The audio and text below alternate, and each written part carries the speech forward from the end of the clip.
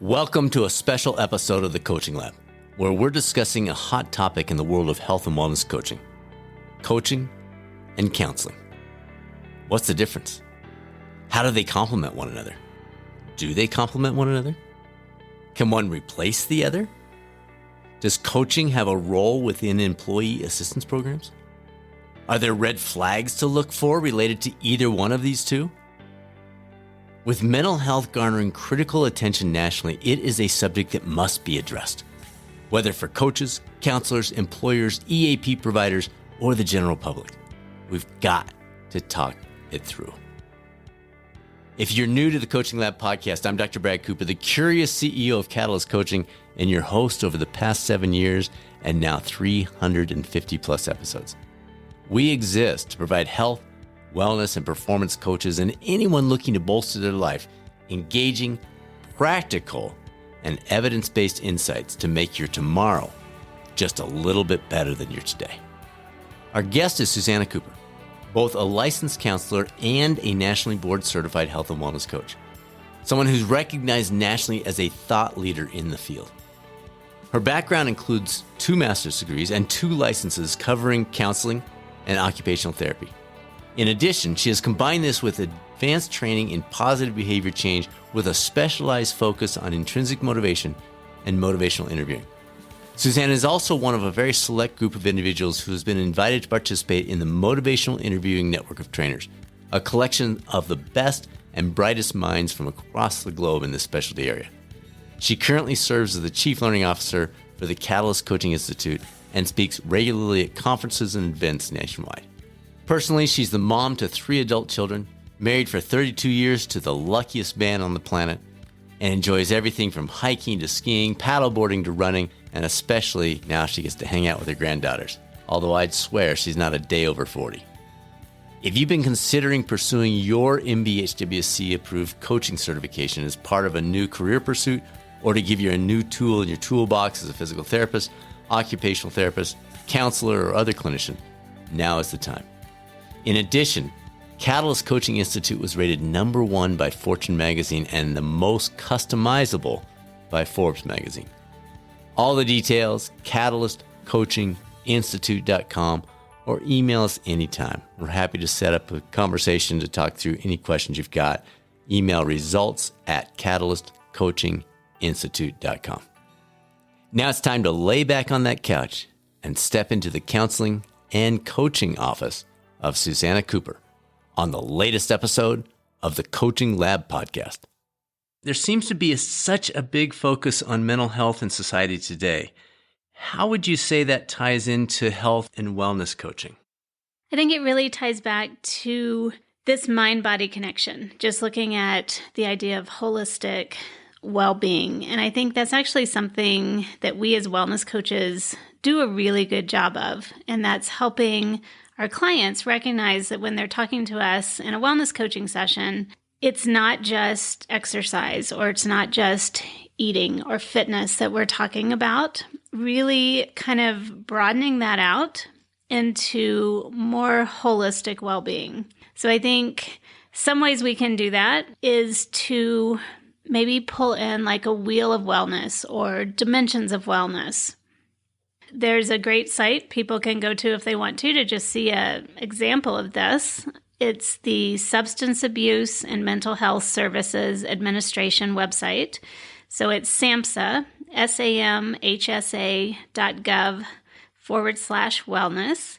And it really goes through kind of what are these dimensions of wellness. Just for example, when we're talking about how this integrates with mental health, looking at emotional well-being. So that's just our ability to kind of just cope and deal with all the stresses that are going on in our life, dealing with having relationships that are satisfying to us. That ties in with social wellness, which is just, again, it's that sense of connection and belonging and having support systems. That all ties into spiritual wellness, which is looking at a sense of purpose and meaning in life. So it's just all tied together. And I think that's something that we do really well as coaches is helping our clients recognize it's this whole connection that we have. Wow. Nice kickoff there. So let's talk through the differences here. You're both a nationally board certified wellness coach and a licensed counselor. Can you explain to our listeners some of the differences between these two areas of recognized expertise? Sure. I think this is probably one of the questions I get asked more than anything is just what is the difference? So I'm going to give you kind of an image or a word picture here. So stick with me as I go through this. So if you think of ourselves as individuals like an iceberg. So picture an iceberg. So you've got what's up above the water. So those are things that we see in other people, right? Things like behaviors and actions, words that are said. And then think of the iceberg underneath. So that's all the rest of the person, the stuff that we don't necessarily see. So it's maybe things like our motivations, things that are tied to our emotions, to our past experiences, to our temperament, all kinds of different things underneath the iceberg. So the way I kind of differentiate coaching and counseling is the difference between snorkeling and scuba diving. So if you've ever snorkeled, think about that fact. You put on your mask, you've got your snorkel, you're swimming along the top, right? So as coaches, we are experts in behavior change. We're experts in seeing how clients, what's going on with them, what's important to them, what are they doing, where are they now, where do they want to go, those things on the surface. Now, if you've ever been snorkeling, you probably know you can dive under the water. It actually takes a little skill to not swallow water, but you can take a deep dive, go down, and I think we do that as coaches sometimes. We do ask about where have they been successful in the past. We definitely tie into emotions, right? When we're talking to our clients and they start to tear up or we start to notice a change in their emotions, then yes, we're going to pause and we're going to recognize that and we're going to note that there's something important there. So we definitely tie into values and motivation, past successes, but then we pop back up to the surface. So we're not going to stay down deep. On the flip side, counselors are more like scuba divers. So they are just equipped to go down and stay kind of down deeper in terms of what they're talking to their client about. So there is a difference in terms of training. Counselors go, they get their master's degree, they're trained in mental health and different diagnoses and all kinds of things like that. And so it's just a different setup to go and stay down deeper in terms of talking about kind of what's the underlying reason that's causing the things that we're seeing happening in the person's life. So I think hopefully that is helpful. I also kind of look at it as wellness coaches, we're very present focused and future focused. So it's really what's happening in the person's life now and where are they headed, right? We're looking at goals. Counselors also, we look at the present, right? We look at what's happening in life. We look at where they're wanting to go. And we really look back to the past and see how are things from the past impacting the present. So I think that's kind of a key difference in the coaching and the counseling. Okay, I have not heard that analogy before. That was actually super helpful. As wellness coaches, our clients will often share some very personal things with us, and we can help them work through some of those. At what point is it important, though, for a coach to refer a client to a counselor or a mental health professional? That's a really good question, and I think it's important for us as coaches just to always be aware when we're talking to our clients and just be watching and listening and see if they're passing that point of our scope of practice and our expertise where we want to talk to them about the idea of going to see a counselor. So it could be a variety of things. It could be if we are wondering if there might be some type of underlying mental illness going on. If they're talking about any type of addiction, that could be an addiction to any type of substance. It could be an addiction to exercise. It could be something going on with their eating. If they would ever mention anything about hurting themselves, hurting someone else, of course, we're wanting to pull in some outside resources and get some help with that. And I think just a really good gauge for that is just, how is the person doing in their daily life? Are they able to get up, to take care of themselves, to take care of their own responsibilities in their life, whether that's if they're a parent and they're helping their kids and managing their family, if they have a job, are they able to get up and go to work and do their job?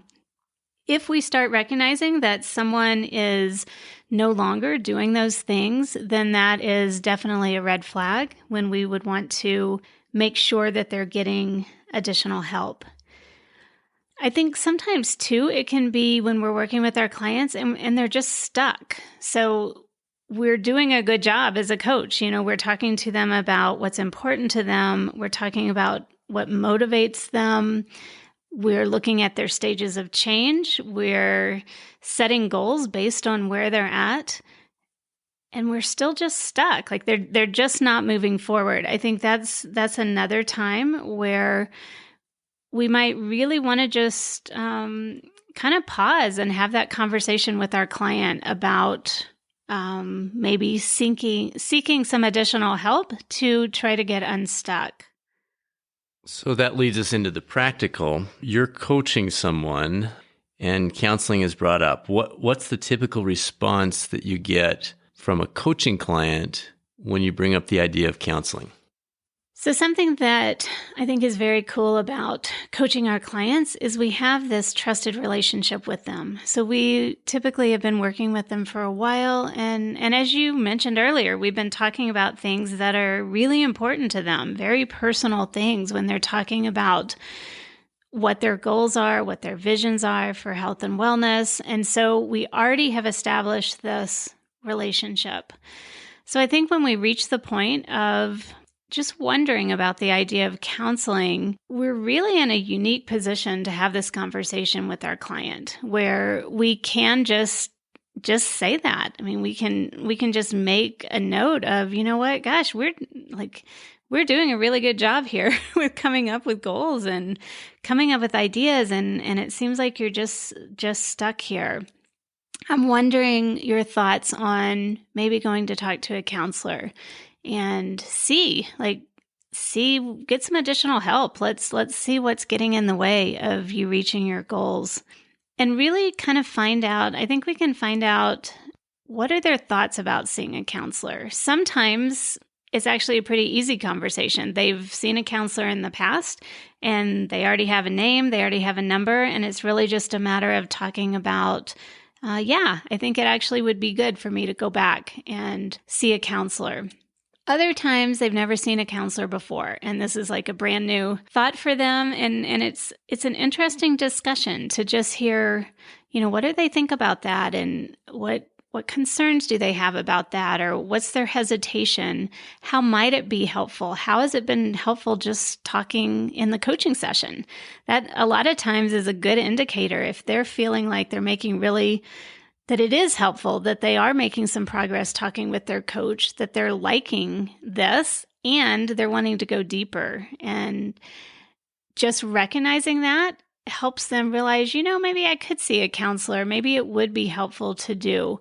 And then as coaches, we can actually kind of see where they're at again with the stages of change and setting goals and talk to them. And maybe that's a goal we set, is that they're going to call a counselor and set an appointment. If we're doing coaching with someone who is working, or maybe we're in a corporate coaching environment, there might be an employee assistance program that is available for the client at no charge to them. So that's something that corporate coaches typically will have phone numbers, they'll have contact information for the employee assistance program. So it's not just talking about, could you go see a counselor? It's literally, here's the phone number. And when do you think you could call based on your next 2 days? And send me an email once you do call the counselor just so I know you're taken care of. So it's that type of thing where we can really help our clients, I think, to move past kind of their hesitation and their fear of contacting a counselor to actually call and connect and get the additional help that they could use. It's great. I mean, that's so practical. So you mentioned specifically referring someone to counseling if they are stuck in reaching their goals. Can you give me an example of kind of what you mean by that? One situation that comes to mind, I would say, is something that we deal with a lot as coaches, and that is working with someone who is wanting to eat healthier, maybe wanting to lose weight, maybe dealing with some medical concerns that they're working on. So when it comes to eating, gosh, there's a lot tied to food and a lot of emotions that can be tied to food. And so as coaches, there's a lot we can do with this. So just the idea of food itself, we can talk about what someone's eating, when they're eating, why they're eating, how much they're eating, right? There's a lot of components to just this one specific type of goal that we can talk to our clients about. And the idea of emotional eating. So this is something that as coaches, we are trained in, right? To recognize when a person is eating in what we call emotional eating. So as a response to maybe a stressor going on, something that's about to happen, something that just happened, going to food is something that a lot of us do. So it's not an unusual thing. Food can actually be fairly soothing, right? That's why we have the word comfort food, right? So this is something that a lot of us do. It's when it gets a little out of control. So it's when it's sabotaging goals that we have. It's when we do it in a mindless way. We just grab food and we eat, and maybe we eat a lot of it. So it's when it's kind of in excess, when we're not aware of it. If we consciously are stressed and we decide we want to eat a brownie, sure, there's nothing wrong with doing that, right? If we're doing that every day, if we're eating a pan of brownies, that's when it's getting too big, right? So emotional eating, we can work with our clients on that as coaches. We can help them maybe do a food log, for example, where they're writing down some of these things about what they're eating, when they're eating it. Are they hungry? Are they not? What their emotions are. There's great ways we can help our clients as coaches deal with emotional eating.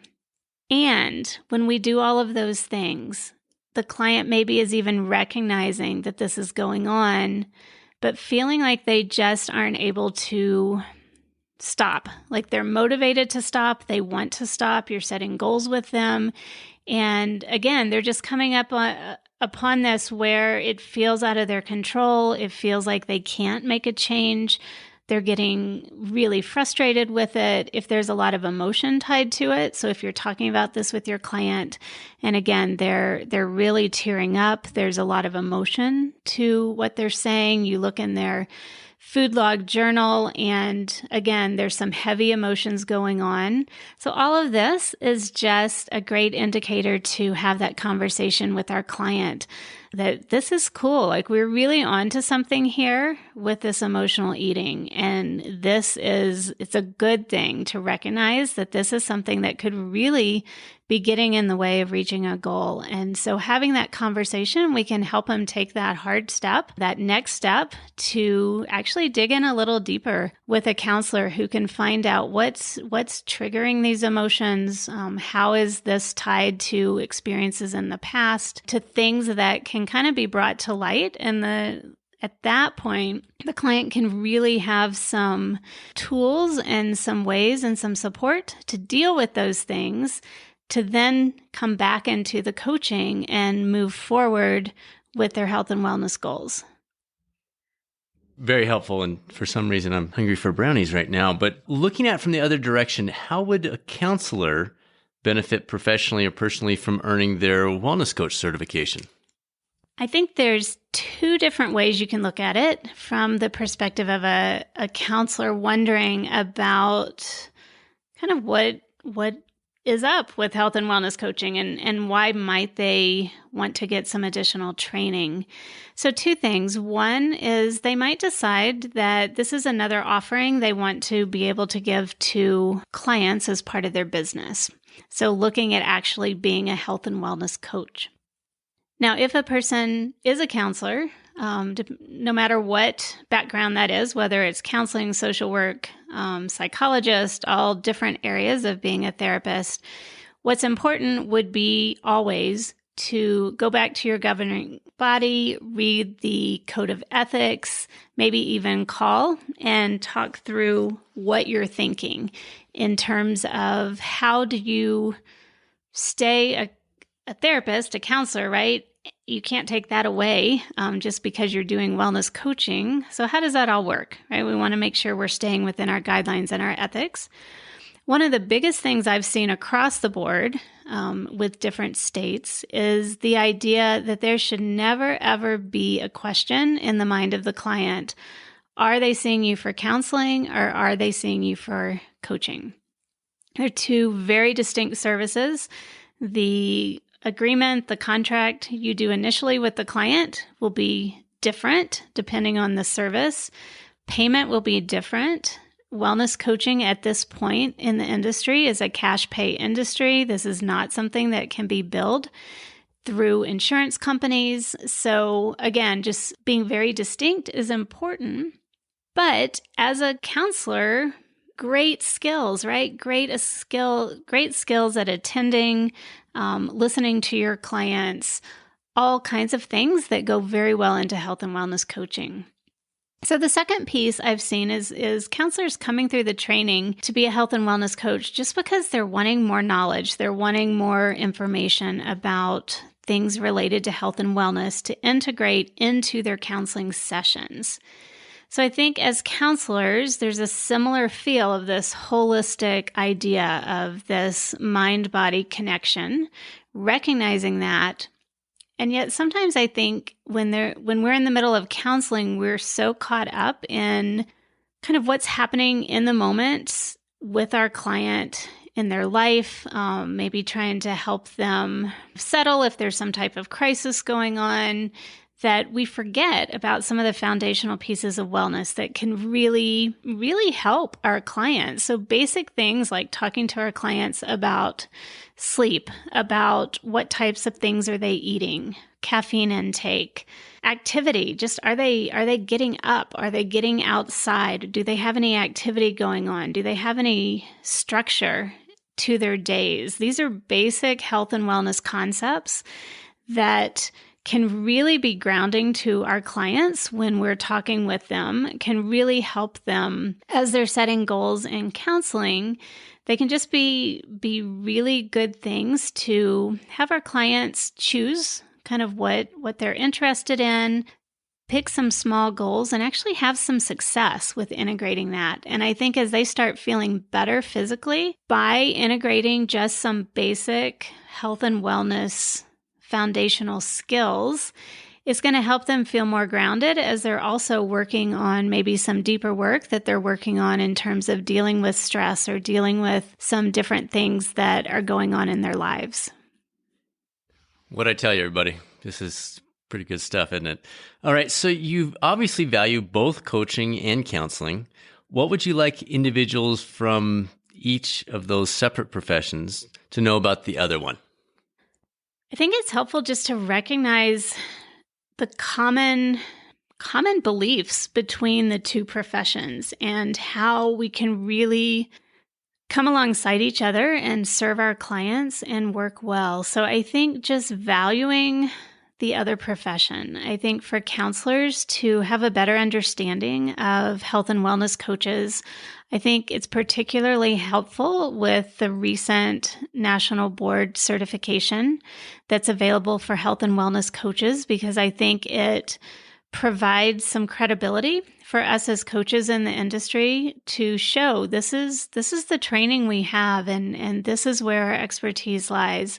And so I think as we can share that with counselors and professionals in that field, then I think they're going to feel more confident of knowing what we have to bring to clients. And same thing as coaches, I think it's important for us to understand the differences between coaching and counseling, to recognize the importance of scope of practice, to really help move our clients to whatever resources they need, whether it is going to see a physician, whether it's going to see a physical therapist, whether it's going to see a personal trainer, whether it's going to see a counselor. Like, what is it? That's a great thing we do as coaches, I think, is we can hear what's really going on in the client's life, and we're trying to set them up for success. So we're trying to help them build this support system to be successful, and just being kind of that person who can refer them to where they need to go. Excellent. Okay, so on a practical side, as wellness coaches, we're obviously not immune to gaps in our own mental health. What are some practical things? What can you give us in terms of mental health that we can be implementing as health and wellness coaches in our own lives? Oh dear. So this is actually a whole other topic. I think you could do multiple podcasts on this topic itself. So I think it's just really the idea of recognizing as wellness coaches, we want to walk the talk. And what I mean by that, thankfully, it does not mean we have to be perfect at health and wellness. But I think it does mean that we want to take time to reflect on our own self-care. Oftentimes, I find that wellness coaches and counselors, actually, this would go for both, are very good listeners, are very good at caregiving, coming alongside other people. And there are just a lot of needs out there. And it can be hard to say no sometimes. It can be hard to prioritize. It can be hard to look at balance in our own lives. So I think all of that is key for us. We can't serve our clients if we are emotionally drained, if we are not feeling filled up and healthy and ready to reach out to our clients. So I think that's important for us, actually, to recognize in our own lives, how are we doing? And what other support do we need? When do we need to go see a counselor? One of the things, being in school, when I got my degree in counseling, for example, we had to see a counselor. That was a requirement as part of our training program. It was to go and have our own counselor. So I think just, again, removing any stigma from that, reaching out for whatever help we need when we need it, whether it's just to deal with something that we're struggling with, or it's just because we're ready to grow. We just want to grow and go deeper and be our best selves. So recognizing that, I think reaching out to other coaches is great. So not trying to do this in a vacuum, but be in a community. So if you are working in a company and there are other coaches, reaching out to the other coaches, talking to them about how things are going. If you're not in a company, if you're doing this by yourself, then how about other coaches in the community, making an effort to get to know some other people out there? You know, we do something in our company where we set up the ability to coach the coach. And we trade off on terms of who our partner is, but we actually coach each other. And it's amazing.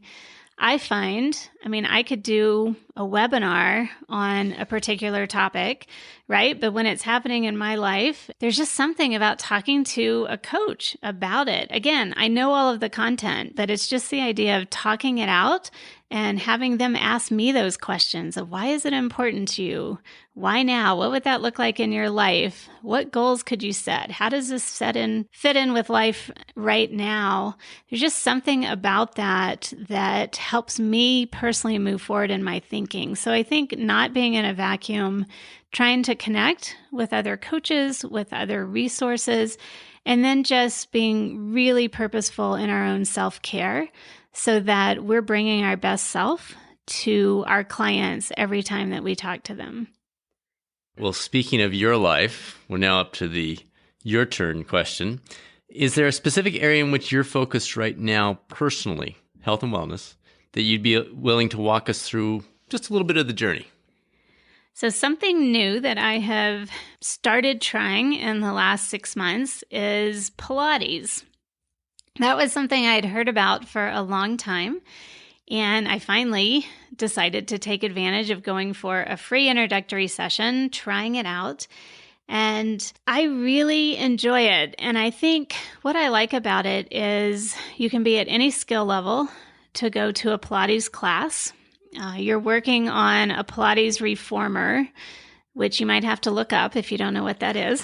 Google it to do. But it's just great for core strengthening, just for workouts. It's fun. It's interesting. There's so many different things you can do. And I think the piece of it that I like the best, that surprised me, actually, is that when I go, I'll go for an hour-long class. And partway through the class, I realize I'm no longer thinking about work. I'm no longer thinking about my to-do list. I'm really just paying attention to what I'm doing. And I think it's great to have some type of activity where we feel like it really helps us just be present and be mindful. And I mean, I'm doing that just because I have to, just for the coordination of trying to do what they're having us do for the balance activities. You know, you have to focus on something in front of you, and I can't be thinking of all these other things at work when I'm trying not to fall over. So Pilates has been kind of a fun new thing that I've added in the last 6 months that gives me some physical activity, exercise, as well as just helps me stop thinking of other things and just have that refreshment of being present for that short time. All right, last question. It's actually a pair of questions. Our audience is a mix of folks that are current health and wellness coaches, as well as those folks that are thinking, I might want to do this with my career.